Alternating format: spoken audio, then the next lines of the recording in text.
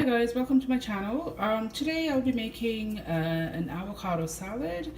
So for this you would need one ripe avocado, just a slice of lemon, one chili, half an onion and half of lime, some salt and some pepper.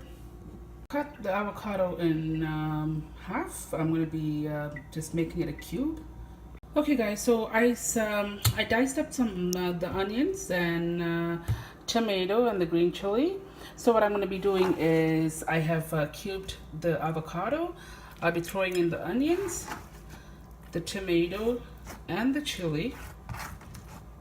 And for this you can add a little bit of salt, and you can add just grated a little bit of pepper. There we are. And then I'm going to squeeze in the lime.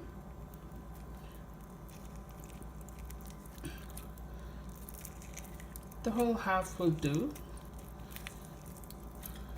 And then just give it a quick mix. And there it is. A very simple, easy, tasty avocado salad. So hope you guys enjoyed my video. Please don't forget to subscribe and hit like. I'll see you on another video. Thank you.